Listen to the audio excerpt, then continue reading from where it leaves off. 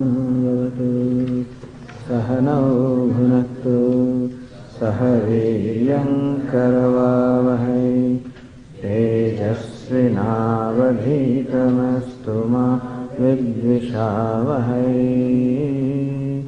Om Shanti Shanti Shanti. Amanitvamadambhitvam Amanitvamadambhitvam Ahimsakshantirarjavam Ahimsakshantirarjavam Acharyopasanam shaucham Acharyopasanam shaucham Sthairyamaatma vinigraha Sthairyamaatma vinigraha Indriyartheshu vairagyam Indriyartheshu vairagyam Anahankara evacha Janma mrityu jara vyadhi Dukkha doshanu darshanam Asaktiranabhishvangaha Putradara grahadishu Nityancha samachittatvam Ishtanishtopapatishu Mayi chananya yogena Bhaktiravyabhicharini Viviktadesha sevitvam Aratirjana samsade Adhyatmajnana nityatvam Tattvajnanartha darshanam Etajnanamiti proktam Ajnanam yadatonyatha.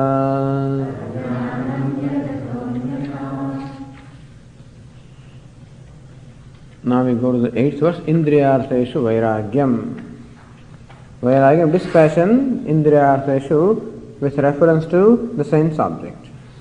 So that's the next value, vairagyam, dispassion.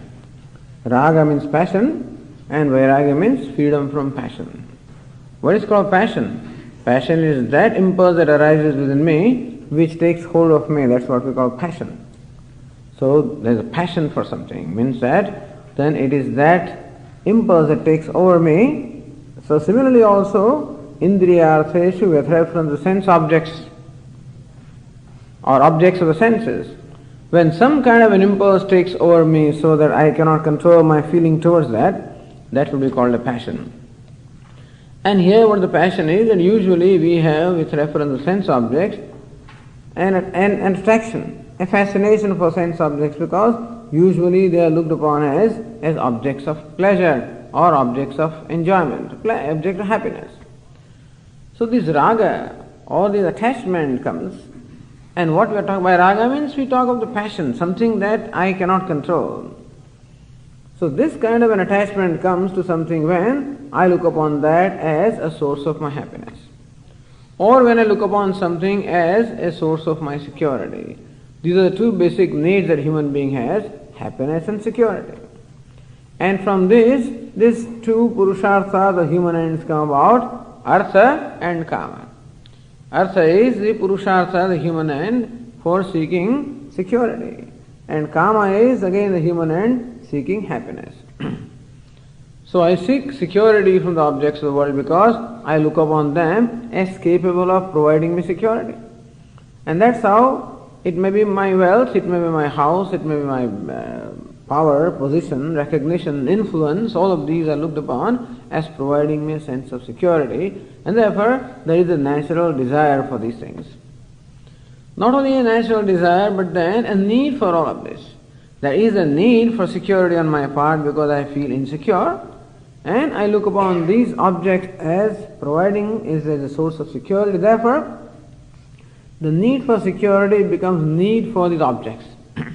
And there is a need for wealth. need for power, need for recognition, need for control, need for recognition, name, fame, whatever. And there is also a need for gratification. Happiness is gratification. There is a need for gratification. And then I look upon again the objects as the source of gratification. Therefore, so objects of the senses, Shabda, Sparsha, Rupa, Rasa, Gandha, the sound, the touch, the color, form, smell, taste, all of these become the objects of pleasure. Meaning, so source of enjoyment, source of happiness. So basically it is this relationship that I have is called raga. This relationship that I have with objects, when I look upon them as providing me happiness and security, that very perception is called raga, let us say. Which perception arises from lack of viveka or lack of discrimination, lack of knowledge about my own self, as well as a false perception of myself. Inasmuch as I look upon myself as an unhappy person, as an insecure person, as an inadequate person, and this unhappiness, insecurity, inadequacy I cannot accept. Therefore, a natural desire for happiness, security, adequacy, and thus, on one hand I superimpose upon myself the idea of unhappiness and insecurity, and because of that I superimpose upon the world or the objects of the world the idea of happiness and security. See how the idea that something can make me happy or something can provide me a sense of security, how did that come? First of all, when I look upon myself as unhappy and insecure. So first is projection upon myself arising from ignorance of self that I am a needy person. I am in need of happiness. I am in need of somebody to comfort me. I am in need of somebody to approve of me. I am in need of somebody to accept me. I am in need of somebody to make me happy. I am in need of somebody to make me feel secure. Thus I become a needy person. And then I superimpose the security, happiness, etc. upon the people, upon the objects, upon situations.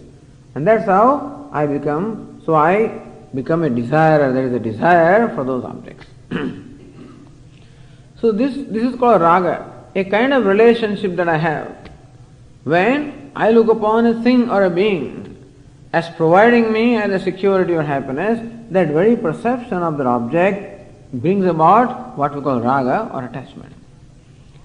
If the perception changes, the raga will go away. The attachment will go away.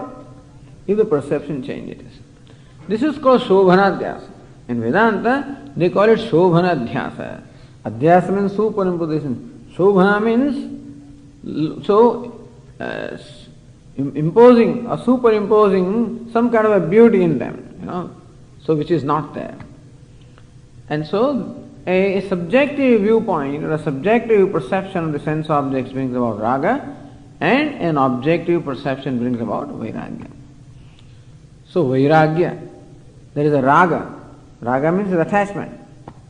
What we may call binding attachment. It's one thing there are needs. Of course, God has given me a body and therefore there are needs. That is hunger, thirst, heat, cold, these basic needs are there. And if I depend upon the world for fulfilling those needs, it is quite alright. Because God has created the world and these various objects, each one having a certain role to play, each one having a certain usefulness. And so they do have a certain usefulness in my life.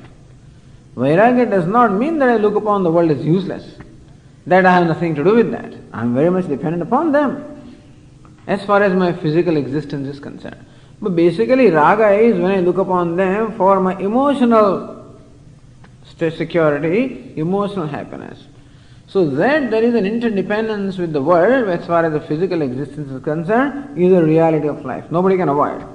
All I can do is to minimize my requirements at the physical level and thus minimize my dependence. That I can do. But no one can be totally independent of the world as far as physical existence is concerned. I'm going to require food. I'm going to require what? I'm going to require those basic things. And that's why sannyasis also are permitted to go and seek bhiksha, beg bhiksha, because that need is accepted. So we have Annakshetras in Rishikesh and Haridwar and many places. Sadhus go there every morning at 10 o'clock with their pot and then stretch their hand. They are given roti and dal. So now I have a piece of cloth in which I take the roti and this pot in which the dal. That's all. So morning roti dal, evening dal roti. This is what you get there. So that's what it is. Of course, formerly there was only one bhiksha. Nowadays there are two, because there are some nakshetras which provide bhiksha in the morning. There are some others which provide bhiksha in the evening. And that way you can satisfy your, needs both the times. But this is, and then every so often they give you a pair of clothes also. They give you a piece of soap, They give you a bottle of coconut oil. They give you an umbrella. So devotees are there and they provide. So these are the requirements. You require the oil for your body. And keep, in Haridwar or Rishikesh, the skin may get dried. So you require the coconut oil. And rain, you require an umbrella. You require a shawl now and then. You require a pair of clothes, shoes. These things are given. It's quite all right. That I need these things, I think is quite understandable. But I need somebody to pat on my back. I need somebody to make me feel good about myself. That need arises from ignorance of myself. And thus looking upon the world. And depending upon the world for this is what we call raga. And this is what the reason why vairagya, I think one of the most important values is vairagya as far as Vedanta is concerned. Vairagya means freedom from this raga, and therefore freedom from dvesha also. Freedom from raga and dvesha is called vairagya. So raga hasya sthiti ragi. The one who has this raga is called ragi. And the one who is not a ragi is called viragi. And the state of mind of viragi is called vairagya. Means a state of mind which enjoys a dispassion. So by viveka, vairagya is the product of viveka, by discrimination, by understanding the true nature of things, understanding the nature of the objects of the world.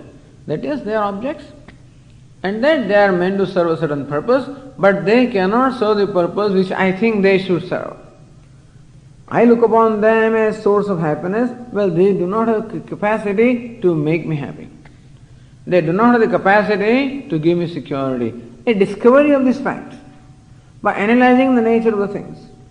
Happiness can come only from a conscious thing, and the objects are all inert. But Swami, that's not right. I do experience happiness whenever I experience desirable objects. I do experience happiness. And we have done this analysis a number of times, that when there is an experience of happiness, I think that the happiness comes from that sense object, but in fact it comes from my own self. If it is in my own self, how come I don't experience it all the time? It's in my own self, all right. But then it is veiled or it is covered by this cloud of likes and dislikes, covered by the cloud of ragadvesha. And when a desirable object comes to me, or when I experience a desirable object, then momentarily those ragadvesha or my craving goes away. My mind becomes free from the craving momentarily, and thus I enjoy the freedom. It is that mind that reflects the happiness of the self, and thus when I am enjoying happiness, in fact, I am enjoying my own self. What the external object does is to bring me to myself. That's all it does. So, an understanding, examining our experience of happiness, and recognizing that happiness has to come from my own self, and that nothing else can provide me happiness, that security has to be discovered from myself, and that nothing can make me give me that security, a recognition of this fact. And therefore, an objective perception then of the things and beings is called vairagya. Vairagya or dispassion doesn't mean I hate things. It is not hatred towards the object, it is not aversion for the objects, it is not turning away from the objects, it is not looking at them. It is not just keeping a distance. Because I can create a distance with the objects of pleasure, but then still the rasa or the taste of them may still be in my mind, in which case my mind will run after them. Like Swami gives the example of a little boy who likes to play all the time, play with marbles all the time. And the examination time comes and mother says, no more marbles, stay home, this is last month, you have to study for the examination. And so the poor boy is now deprived of playing with the marbles. And so he has renounced his marbles. That's okay. But then in his mind he knows his friends are playing outside there, he looks at them from the window and all he wants to do is to go and play with them. So even when the distance is created with the object, in the mind they are still with me, and therefore that is not really a distance, not really vairagya, because they still live that desire. Boy, for him the marbles are his property. Every night he has a big dabba and he fills them up with marble. At night, he shakes, and from the sound he knows whether he won some marbles today or he lost some of them. Or he will count every now and then and 162 marbles and whatever, and feels very proud of his property. And when the younger sister comes and, my brother, will you please give me a few marbles? No, this is mine. He will not part with them. And so, he is what we call, if he loses some marbles and he really feels very sad. He wins some marbles and he feels very happy and proud. So this relationship with the marble the child has is what we call raga. The object in presence of which I feel happy, in absence of which I feel unhappy. This is raga. The opposite is dvesha, of course. In presence of which I am unhappy, in the absence of which I am happy, that is dvesha. But when the same boy grows up, he is now 30 years old, young man, and he is now an 8-year-old son who is himself playing with marbles. And now he says, Dad, will you play marbles with me? Yes, my son. And Dad also uses his old skills, and plays with his son. And now suppose he loses 10 marbles. It's okay. He wins 12 marbles. It's okay. Because the marbles have no more fascination. Now he has fascination for something else, of course. But then marbles has no more fascination for him. He's called a marble sannyasi. This is called vairagya. Now the attitude that this grown-up person has with reference to marbles is called vairagya. If they are there, it is fine. They are not there, then also it is fine. He doesn't hate them, he doesn't avoid them, he is comfortable with them. Having developed comfort with marbles, that he plays with them and he can enjoy them. Understand, the vairagya does not mean not enjoying things. In fact, vairagya helps us to enjoy the life properly. When I evaluate and judge the things for what they are, then the comfort that is developed with them enables me to enjoy them for what they are. Because in Ishvara Srishti, this world is Ishvara Srishti, meaning the creation of the Lord, which has its own harmony and beauty.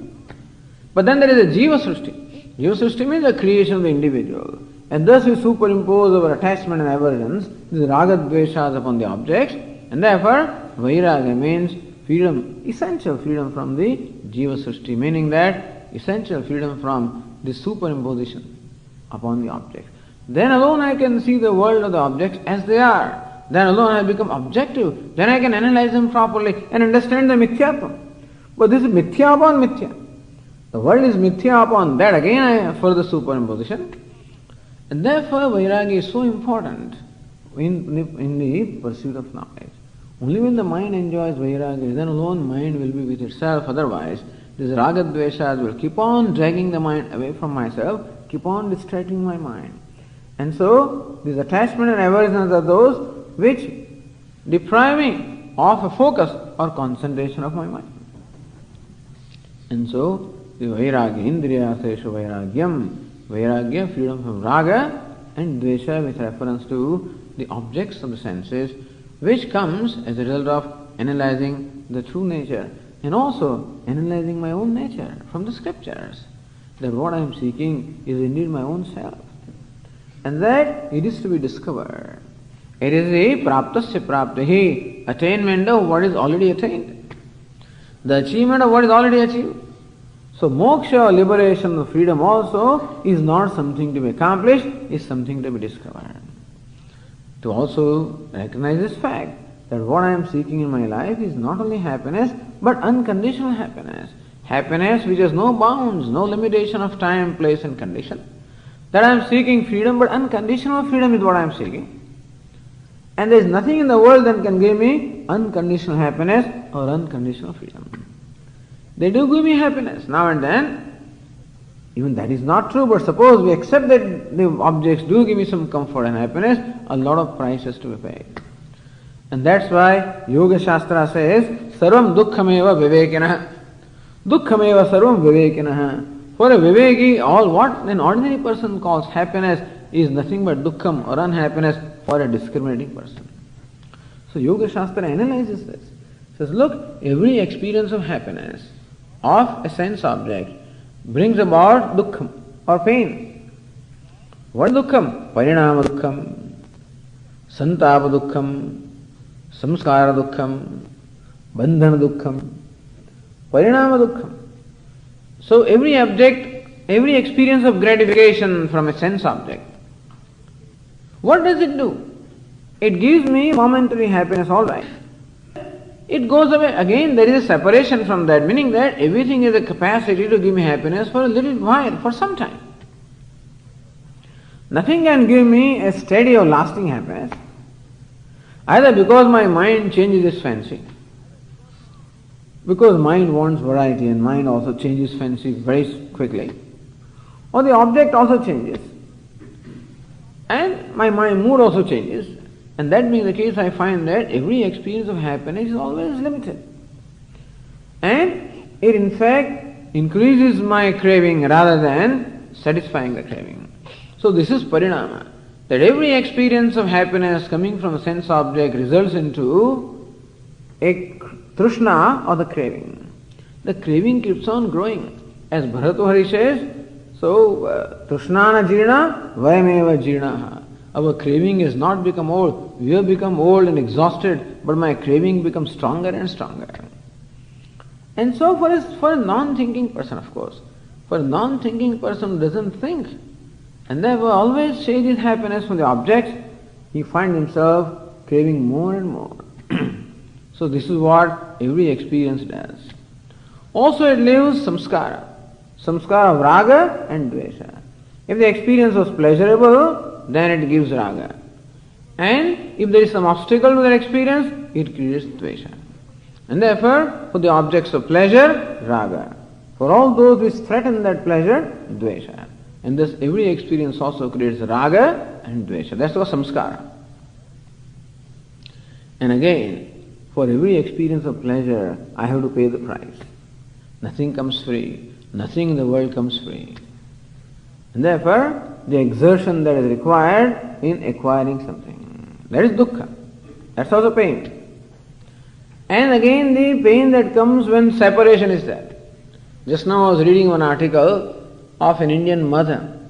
So now the Indian mothers, many Indian mothers have become those who have their progeny abroad, And so he says, well, once a year that occasion comes when my son is visiting, or my progeny, son or daughter visiting son usually, once for 2 or 3 weeks in a year, and then, we look forward to that.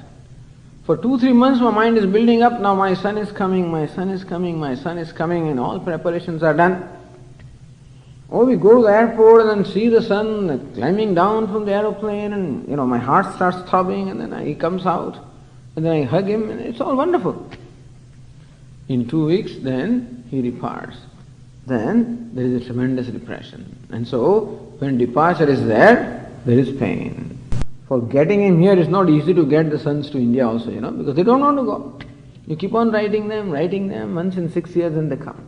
And so pain in acquiring, pain when there is separation, and even when that fellow is there, I know he's going to go away in 2 weeks. So that's all, you come for 2 weeks. So apprehension that there is going to be a separation. And I find that my son has changed now. He's no more what I thought he was. I thought that he used to like some of those things and I prepared them, He said, no, I don't care. He doesn't want this Indian food, anymore. And I had his bedroom all ready and he said, what is this curtain? He doesn't want this. He doesn't want that. So he has changed completely. So even when he's there also, and then in 2 weeks also he wants to go to Bombay and he wants to go to Kashmir and he wants to go, and he is only home for 3 days. And though even when it is there, it is pain. So pain in acquiring, pain in separation, pain even while you are enjoying it. So this is called the santapa dukkha, pain all along. And further, what happens is, these raga dveshas, they create further desires. They make me perform actions. These actions bring about results. That's how the karma and the karma phala and the results ultimately cause me to take another birth. And that's how this keeps on perpetuating the cycle of birth and death. So bandhana dukkham, that means it perpetuates my bondage. That's how Yoga Shastra analyzes the nature of the happiness coming from sense objects. That being the case, dukkhameva sarvam vivekinaha. For a viveki or for a discriminating or discerning person, this pleasure coming from sense objects is nothing but dukkha. And so forth, we don't want to go on with this, but the idea is that this is how thinking about the reflecting or thinking about or discerning the true nature of the objects and reminding my mind that look, as we said, it is praptasya praptihi, attainment of what is already attained, and what I am seeking is cannot be provided by anything. They are there. The objects have been made for a certain purpose, and I can use them for that purpose. But then it is not that they can give me this moksha that I am seeking or the lasting happiness which I am seeking, that they cannot give me that I have discovered from my own self, and thus the priorities become also very clear. My relationship also becomes what you call a healthy relationship. So vairagya meaning a healthy relationship with the objects of the world. Not an aversion, not some kind of a hatred or indifference or whatever. There are some people who say, Swami, now I don't like anything, After listening to Vedanta, listening to your lectures, I am not interested in anything. Then you have not heard the lectures properly, That is not the point at all. Not that I lose interest in life. Vairagya doesn't mean that my enthusiasm of living goes away. But Swami, now you have proven that there is no happiness there, then what's the use? What's the use of my working hard? What's the use of wealth and prosperity? Doesn't matter. You work hard, get the prosperity and give it to somebody, the needy person. That's still use. You don't have to consume it all the time. You can always make it available to those who need. So use your energy that God has given you in creative ways and make it available to Him. And so Vedanta thus provides a different kind of motivation, for our life, and motivation not by arising from simply seeking pleasures from the objects of the world, but then, so as far as Vedanta is concerned, the world is not a place to extract happiness or to exploit. World is a place of worship. Swakarmana tamabhyarcha siddhim vindati manavaha. Perform your actions in the spirit of worship. So nature is mother to be worshipped. The world is to be worshipped, and it is not a bhogya vishaya. It is not something to be, I look upon that as an object of enjoyment, look upon that as an object of worship. This turning around and changing the perception is called vairagya. So indriyartheshu vairagyam, naturally, this is one of the most important values, and one of the most important qualifications for a sannyasi is vairagya. So when one takes sannyas or the life of renunciate, well, this vairagya should be there. Otherwise, if there's still the ragas, meaning still various fascinations are there, the sannyasa means that you have given up all the means of sense gratification, basically. One means remains the food, that's all. Other than that, of course, in Rishikesh, formally even that was not there, because all you get is as I said, roti dal and dal roti. And the dal also is mainly water, and you have to actually fish out some grains of dal. And roti also is not easy to chew even, let alone digest. So to soak it in dal for about 1 or 2 hours, then it becomes, That's the reason why there is only one part. Roti, dal, whatever it is, So by soaking that, you can chew it and hopefully digest it. Or you have to bring it to your place and then boil it and do something. No scope for any gratification. To such an extent that there are some sadhus, who would get this bhiksha and then in a cloth and soak it in the Ganges water, so that all the taste goes away, so that you might get used to that taste and you might become dependent upon that. Therefore, eat the food which is bland. It's also there. Anyway, we are not suggesting any of these things. The idea is that people do that in order that we don't have to function out of fear. There's no need to be afraid of things.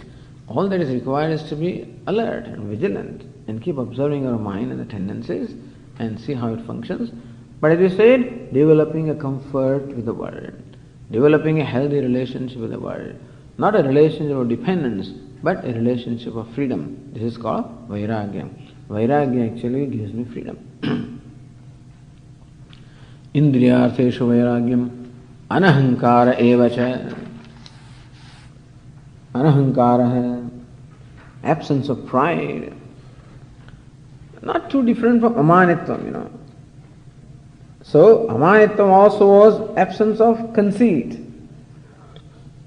Yeah, anahankara, ahankara. Manitvam means too much looking upon too much praising yourself, bragging about yourself and demanding respect is how manitvam is explained. Ahankara means sense of ego. Technically, ahankara means the sense of I notion, the sense of individuality that arises on account of identification with my body-mind complex.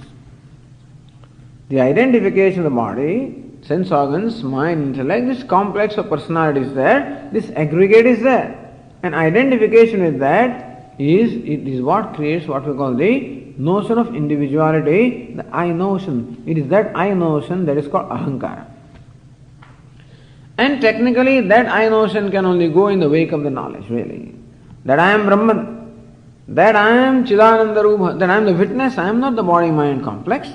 It is that knowledge alone that will ultimately eliminate the sense of I notion. But when Lord Krishna presents here anahankara means absence of ahankara as a value, then we can say the I notion that is there which creates in me various complexes. The identification of the body, mind, intellect creates in me different complexes. And so, ahankara means complexes, the doership, the enjoyership. I am something, I did it. And so the sense of doership that I have, and therefore I look upon myself as the one who has done something. And therefore, when my endeavor becomes successful, then I take the credit for success. And when the endeavor does not succeed, then I blame myself for the failure. So, ahankara brings about either self-congratulation or it brings about self-condemnation. So when Lord Krishna says anahankara, absence of ahankara or absence of ego, it means that freedom from these tendency either to congratulate myself or condemn myself. That's all we can say. Freedom from these complexes ultimately, because identification of the body creates a complex that I am a man, woman, tall, short, etc. Identification of the mind creates complex, I am happy, unhappy. Identification of intellect also creates complex, I am successful, failure, whatever. So these are all the various complexes that arise on account of identifying with upadhi. And therefore, I brand myself as a doer of whatever it is that I do, and from that primarily arises the question, the complex of successful or failure. I congratulate myself or I condemn myself. See, it's the nature of human being always to compare himself with others. I have a sense of individuality and therefore I feel a sense of separation from everybody else. And I look upon others also as separate from me and my mind keeps on comparing. God has given me a self-consciousness. I am conscious of myself as well as conscious of the world around me. And I look at the world around me and always I compare myself. Again, we may remind you that this is a problem of only of human being. This kind of comparison doesn't seem to be there with animals. As Swami always likes to point out that a cow never feels that I am an ugly cow. A cow with a shapely horn and the cow with a crooked horn. A cow with crooked horn doesn't feel that I am in any way inferior to a cow having shapely horns. Or there is one cow that gives 10 liters of milk. There is another cow, poor thing, gives only 1 liter of milk. Do you think that this cow giving 1 liter of milk feels inferior to the other one giving 10 liters of milk? I don't think so. So this sense of inferiority, superiority, all of these seems to be absent elsewhere. So that sounds very good. How about becoming a cow? No, it's not that we want to go down on the ladder of evolution. What it means is that they have not yet developed the sensitivity to feel superiority and inferiority. Not that they are not, not that they are not limited, but they have not yet developed the sensitivity to feel limited. Whereas human being has developed that sensitivity. Therefore, I am very keenly aware of my sense of limitation. When I look out the world, I find some people more accomplished than me, and I have a sense of inferiority. I see some other people having being not as good as me, a superior sense of superiority. All this is what is called ahankara. This sense of inferiority also is ahankara, and of course superiority is ahankara. Lord Krishna says anahankara. Try to become free from this. Try to become sense of superiority or inferiority. Remember that everybody has been provided with this personality that is unique in itself. Everybody is different. And everybody is unique also. What somebody has, I do not have. What I have, somebody does not have. There is no need to myself or myself to compare myself with others. I can take myself as I am and be happy with myself. As I've been saying, I have a commitment to cultivate my strength given to me as much as possible. But regardless of how much I cultivate my strength of knowledge, Ichha Shakti, the power of knowledge and power of desire and power of activity, how much ever I cultivate, still it is going to be limited. And therefore, regardless of what I do with my personality, I can never become free from a sense of limitation. Even if I become superior to somebody else, I am going to be inferior to somebody else anyway. And therefore, this game, this ahankara always keeps me extrovert and always distracts my attention from where the attention should be paid. Therefore, Lord Krishna says, anahankara, freedom from this ahankara. We discussed this also in case of manitvam. And we can again bring up that let us just simply address ourselves to this conclusion on my part that I am a success or I am a failure, or congratulating myself or condemning myself. One can get over this when we look at the realities of life. That who is the real doer?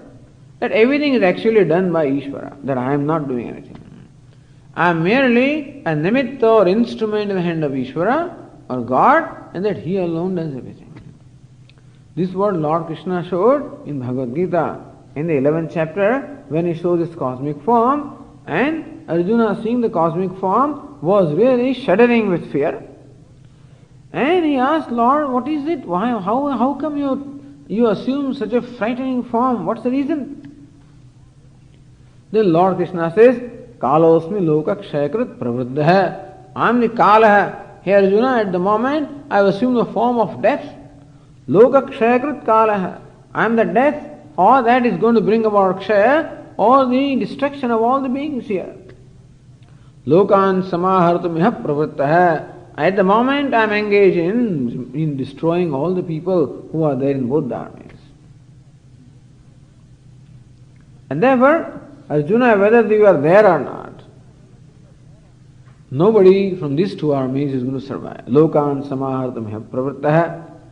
And therefore, I am the karta, I am the one who is actually maya evaite nihitah purvameva. All of these people are already killed by me. Tasmat tvamuttishta yasho labhasva. So, rute vidvam na bhavishyanti sarve ye vasthitaha pratyanikeshu yodhaha. Here Arjuna, whether you are there or not, none of these persons, none of these warriors standing in these armies is going to survive. Arjuna thinks that I am the one who is going to do this. He says, whether you are there or not, this is already destined and this is going to happen. I have already done it. But I see them all alive, you see them alive. In fact, they are already dead. That's the reason why Arjuna saw before this, all these people entering the jaws of death. Mai vaite nihetah purameva. All of these are already destroyed by me. Then what am I required to do? You just kill the people who are already killed. Why should I do that? Yasho labhasva, so that you can gain the glory. All of this is only to glorify you. The history will say that Arjuna conquered the unconquerable enemies. That's how the history will sing your glories. And for that purpose you have been selected. Nimitta matram bhava savyasachin. Hey Savyasachin, hey Arjuna, become nimitta. Recognize that you are an instrument in my hand. I am the one who does everything. That's how yogis always see. Yogis recognize that everything is done by Ishvara, that we are merely the instruments in the hands of the Lord. If success comes, that belongs to Him. If failure comes, that also belongs to Him.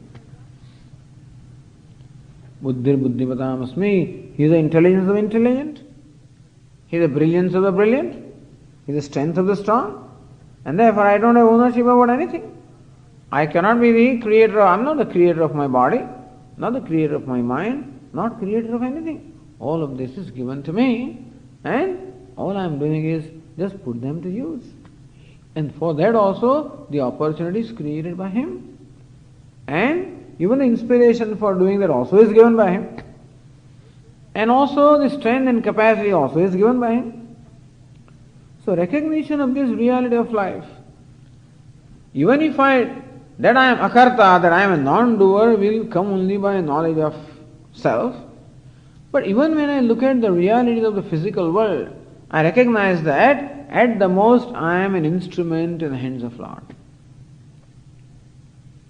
Just like a musician playing upon his instrument, like sitar or guitar or whatever, and if people clap, then it's a musician that gets the credit.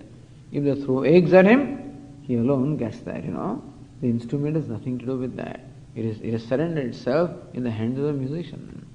So recognizing this fact, this is what Lord Krishna says. To the extent that we think in this manner, to that extent we can become free from the ideas of inferiority, superiority, from the ideas of blaming myself or congratulating myself. They are big complexes. Self-congratulating and feeling proud, or self-condemning and feeling useless. So this is called ahankara. And this is a big obstacle in knowledge. A big obstacle even for concentrating my mind. A big obstacle also in listening and assimilating this teaching. So anahankara, Lord Krishna says, freedom from ahankara of this type by proper thinking in this way. Janma mrityu jara vyadi dukkha doshanu darshanam. And seeing clearly the defect of pain in birth, death, old age and disease. It's interesting, old-fashioned way, of prescribing values. Lord Krishna says, anudarshanam. Darshanam, anudarshanam. Darshanam, seeing. Anudarshanam, seeing again and again. Reflecting again and again upon certain realities of life. What's the reality of life? Pain or misery is the reality of life. That's what Lord Krishna points out. That generally speaking, the human life is full of pain and misery. Anudarshanam, may you pay attention to this. People don't pay attention to the realities. They always revel in some imaginary condition. You know the famous story of this man who was once chased by a tiger in a forest. And this man started running. He was being chased by a tiger, he started running for his life. He didn't know what to do. He saw a well, he just jumped into the well. Except well was very deep and it was empty, without water. And he just jumped for his life. If he had fallen, he would have died. But fortunately, in the midway, he happened to grab some roots of the trees which were growing above the well. Some roots were all down and roots were projecting out from the walls of the well. He happened to grab them and that's how he was saved. He's hanging now in the middle of the well. And slowly tiger came along. Tiger is looking from above, waiting for this fellow to come out. He can't go up. He looks down. There are some snakes waiting down there. So there is death up and death down. Can you imagine the condition of this man? And still, what has happened is there is a tree on this well. On that tree there is a honeycomb made by the honeybees.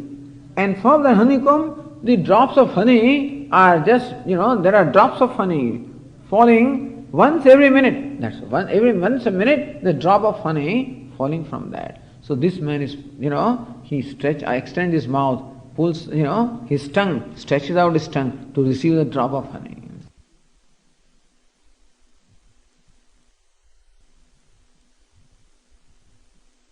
Drop of honey has been received. He is now waiting when another drop of honey comes. And waiting when the third drop of honey comes. Not recognizing that the death is waiting for him there and death is waiting for him up down there. So therefore, man sometimes simply manages to avoid facing the reality of life. And I think seeks comfort in avoiding these realities and distracting his mind with something. And that's how the whole life passes, not recognizing and facing and dealing or confronting the reality of life. So Lord Krishna says, confronting the reality of life. So anudarshanam, reflecting again and again over the misery or the pain that comes from janma, mrityu, jara, vyadhi. Janma means birth. There is pain involved in birth. Garvasayoni dvara nissaranam dosha. There is pain involved, misery involved in being in the womb of the mother. Of course, we don't know that, but that's how it is described. That place is quite miserable. Being in the womb of the mother, quite a miserable place. All that is, And so, anyway, in the midst of all that filth, that is where I am living. And so, at one point, Shankaracharya says that, "O Lord, when I was in the womb of my mother, that was the time that to remember you. I had nothing else to do. But I could not remember you at that time. Because then, that was such a terrible place. I was being baked all the time by the stomach fire of my mother. In the midst, in that filth I was there, and therefore I was so uncomfortable and so unhappy that I could not think of you. And being projected out, now I was born, maybe then I was a child, I should have time at that time to remember you, but no. When I was a child, all kinds of diseases kept on coming. Now there is fever, and then there is cough, and then there is this, and all kinds of diseases kept on coming. And all kinds of, the insects that you created, O Lord, mosquitoes and stuff like that kept on biting me all the time. And therefore, if nothing else, always hungry and thirsty. And therefore, the childhood also went in a lot of pain. And therefore, I did not get the opportunity to remember you. Please, Chantavyo me parada. Please forgive me. Please pardon me or forgive me for this kind of, for this omission or omission. All right, what happened to you when you became young? Then you should have remembered it. That is true. But when I became youthful, then something happened within me. And then all these objects of the world started attracting me. Then these fivefold objects, Shabda, Sparsha, Rupa, Rasa, Gandha, they are like the snakes, like the poisonous snakes. And thus these objects would come through the sense organs of my mind, all the time strike my heart, like a poisonous snake striking my vital part. That's how when the poisonous snake strikes you or bites me, then I lose my senses. And so also, all these fascination, attractions came from sense objects, and thus I lost my senses when I was a young man. All I could think of was woman, and my wealth, and my child, and my objects of pleasure. That's all I could think of. At that time, I had no leisure to think of you. Shaivi chintabhinam Hrudayamamaho, mana garvadhirudham. That time I was arrogant and proud. I couldn't think of you. All right, now you become old, then at least you can think of me. Yes, I like to think of you, but my mind is not with me anymore. Now my mind is not with me. All kinds of insecurities are there. My son does not write to me. My daughter-in-law doesn't seem to care for me. And so what will happen to me tomorrow? Now I'm getting old. I'm becoming dependent. Now I am no more that smart, no more that intelligent, no more sharp. And since I become physically weak also, then there is always this contempt. I lost my vigor and always subject to disrespect by other people. And therefore, even in the old age also, I cannot remember you. The idea is that there is dukkha. This is one way of looking at life. Understand? Not that all the time you think. This is not to lose our enthusiasm for living. That's not the point. So that's a negative way of thinking. We will not lose our vigor and enthusiasm of living. No. That's the reality of life. Prepare for this. What does this do to me? Shankaracharya explains here. Evam janmadishu dukkha doshanudarshanat. Thus, there are dukkha, the pain coming from the physical, adhyatmaka, the individual level, adibhodhika, the elemental level, adidevika from the cosmic level. The pain comes from all the three levels, and thinking about it, reflecting upon that. Vairagya arises. I don't want to be born again. I don't want to go through this again. I want to be free from this birth, this cycle of birth and death. And thus, a value for freedom arises. When I recognize that life is full of pain, that's how the life has been made. Life is painful. And I guess the pain is given to us so that we grow. Pain seems to be the vehicle of growth. And that's how life is. Everybody thinks that my life is painful, everybody else is happy. It's only when you discover what other people are, then you find everything is, everybody has to go through their own things. So when you reflect upon that, then a vairagya arises. At least we don't waste our time. Use your time wisely. Anityam asukham logam imam prapya bhajasvamam. Lord Krishna says, bhajasvamam. You worship me. Stop worshipping all these things that are insignificant things. that are not really going to help you, not going to come with you, that cannot help you in the pursuit of the goal that you are pursuing in your life. Bhajasvamam, you worship me. Worshipping me is a means of attaining the goal that you are seeking. Anityam asukham lokam. Understand the human birth that you have got is a very precious equipment. That's the only equipment, that's the only upadhi or embodiment where this pursuit of knowledge and moksha is possible. And therefore, use it to the best possible way. Anityam. I will do it, Lord, later on. Anityam, you never know when it will come to an end. Anityam is impermanent. It is impermanent, therefore don't take it for granted. Don't take the time also for granted. As Shankaracharya says elsewhere, Nalini dalakata jalamaditaralam tadva jivitam atishaya chakalam. The human life is compared to a drop on the lotus petal. So lotus petal, the water does not touch that. And so how unsteady is a drop of water on a lotus petal? At any time, a little breeze comes and this drop will fall down. Similarly also, so uncertain is this life. And therefore, just don't take it for granted that I will do it later on. Anityam. That's all right, but I don't need moksha. Bhagavan, I know I can get my happiness from the world. I don't need moksha. Asukham, there is no happiness out there. Recognize that. Anityam asukham lokam. And therefore, don't waste your time in seeking happiness from these things which do not have the happiness, and do not wait for a future time to do this. Do it now. This is how Lord Krishna says.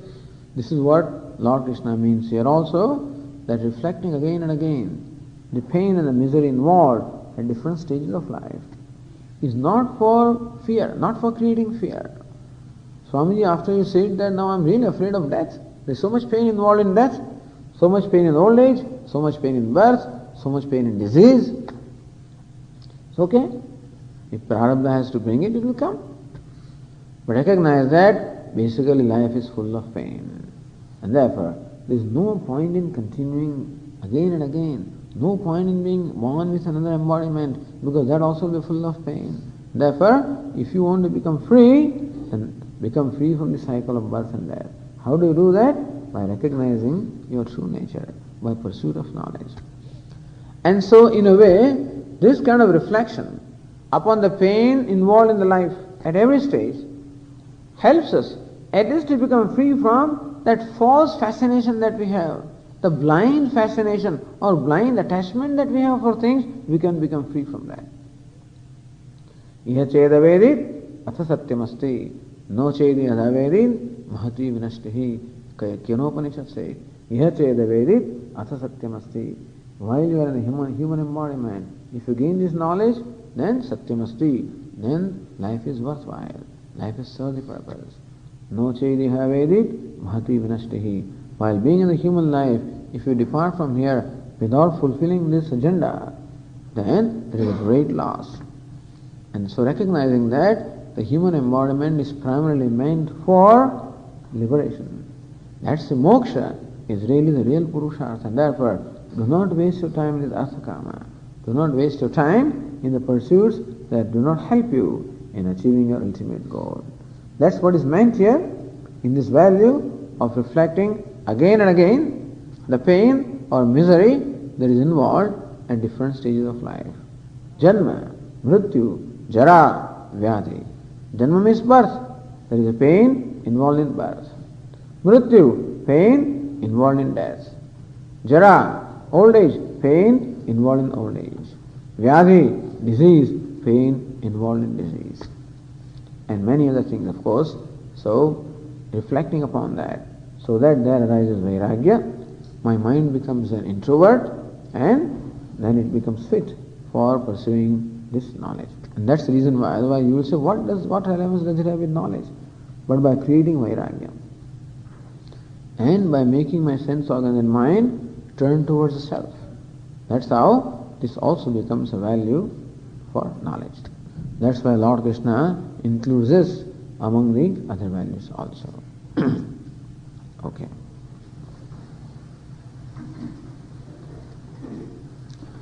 Om Purnamada Purnamidam पूर्णात् पूर्णमुदच्यते पूर्णस्य पूर्णमादाय पूर्णमेवावशिष्यते। ॐ शान्ति शान्ति शान्तिः। शङ्करं शङ्कराचार्यं केशवं बादरायणं सूत्रभाष्यकृतौ वन्दे भगवन्तौ पुनः पुनः। ईश्वरो गुरुरात्मेति मूर्तिभेदविभागिने व्योमवद्व्याप्तदेहाय दक्षिणामूर्तये नमः। ॐ शान्ति शान्ति शान्तिः। हरिः ॐ। श्रीगुरुभ्यो